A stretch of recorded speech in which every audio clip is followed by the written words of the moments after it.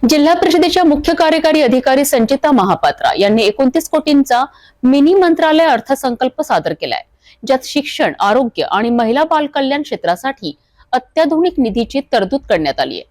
यासोबतच 2024-25 च्या सुधारित 28 कोटींच्या अर्थसंकल्पाला जिल्हा परिषदेने मंजुरी दिली आहे। जिल्हा परिषद अमरावतीच्या सन 2024-25 च्या सुधारित अर्थसंकल्पीयमध्ये आपण अंदाजे 28 कोटी 68 लक्ष 91,629 आणि 25-26 च्या अंदाजपत्रकीय तरतूदमध्ये 29 कोटी 72 लक्ष 87,040 इतकं आपण बजेटला मंजुरी दिलेली आहेत आज।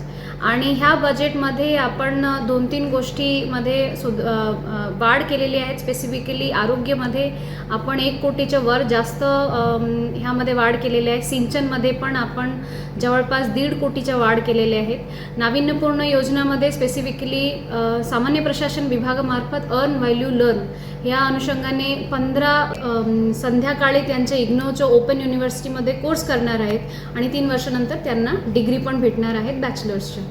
त्यासोबत आपण ह्यावेळी समाज कल्याण विभागामार्फत भरपूर मागासवर्गीय लोकांसाठी योजना घेतलेल्या आहेत, जसं बेरोजगारांना 70% अनुदानावर स्वयंरोजगारकरिता विविध व्यवसाय घेऊ शकतात। त्यांच्यासाठी झेरॉक्स मशीन पुरवणे, इलेक्ट्रिक सिलाई मशीन महिलांच्यासाठी, झटका मशीन, मुलं-मुलींना टॅब पुरवणे आणि स्वयंरोजगारकरिता केटरिंग साहित्य पुरवणे आणि मुलांच्यासाठी सायकल असं आपण समाज कल्याण विभागामार्फत घेतलेले आहेत। आरोग्य विभागामार्फत प्राथमिक आरोग्य केंद्रांना बायोमेट्रिक मशीन बसवणे, अंशकालीन महिला स्त्री परिचर जे होते त्यांचं भरपूर दिवसची मागणी होतं की त्यांना गणवेश, ओळखपत्र आणि विमा संरक्षण पाहिजे आणि ते आपण ह्या सेसमध्ये तरतूद केलेले आहे। सामान्य प्रशासन विभागामार्फत आपण पेन्शनसाठी ह्या वर्षी ॲप घेत आहोत, ज्याद्वारे पेन्शनरचे जे बऱ्यापैकी कंप्लेन असतात की आमचं पेन्शनची प्रकरण इकडे तिकडे अडकलेले आहेत, त्याचं आपल्याला क्लिअर कट दिसणार की सध्या पेन्शनचं प्रपोजल ऑनलाईन येईल आणि ते कुठल्या स्थितीला सध्या आहेत ते पेन्शनरना कळून जातील।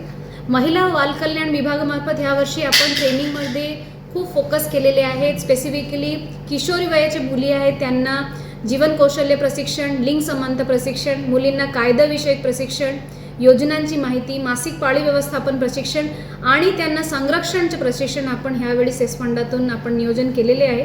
आणि त्यांच्या कौशल्य विकासासाठी फक्त ब्युटी पार्लर आणि MSCIT वरती अवलंबून न राहता संगणक दुरुस्ती, मोबाईल दुरुस्ती, केटरिंग, ज्वेलरी मेकिंग, MS ऑफिसचे प्रशिक्षण ह्या सगळ्या बाबीवरती आपण प्रशिक्षण देणार आहोत।